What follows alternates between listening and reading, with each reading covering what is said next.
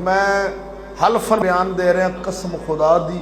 साडा एक दोस्त सी अली अकबर लादव्यां दा, वो साडे पीर दे पुत्र ने, तो उन्होंने ना अपने बाप का राह छड्या। उस्तादा फरमाया तुहाडा साडा राह हो रहा।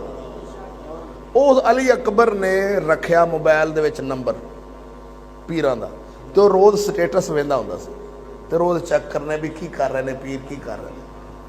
पिछले बुध वाले दिन उठिया सुता पे तो मेरे को आ गया सुबह सुबह दरवाजा खोया। मैं क्या हुआ?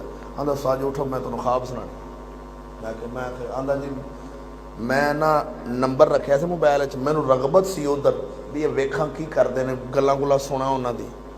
आंदा हज़रत साहब किबला मेरे को आए ने, उस्तादा दे मोढे ते हथ रखे, मैनू मुखातम करके बंदे होर बैठे ने, तो मेरे लिए इशारा करके फरमांदे ने पुत्र जिन्हां दे नंबर तू मोबाइल च रखे ने मैं उन्हां नाल नहीं। कसम खुदा दी झूठ बोलने वाले नूं कलमा नसीब ना होवे। मैं मिंबर रसूल ते बैठा, जब मैं एडा वड्डी गल कीती उन्होंने, मैं अगर जो अल्फाज उस बंदे ने मेरे के बच्चे ने बोले ने मैं वो तुहानूं सुनाए ने, उन्होंने कलमा नसीब ना हो जो झूठ बोले कि ए ओ बच्चे ने मेरे के गल की। आंदा भी तू जिन्हां दे नंबर रखे ना मोबाइल मैं उन्हां नाल नहीं हैगा, मैं तो अपने चिश्ती नाल।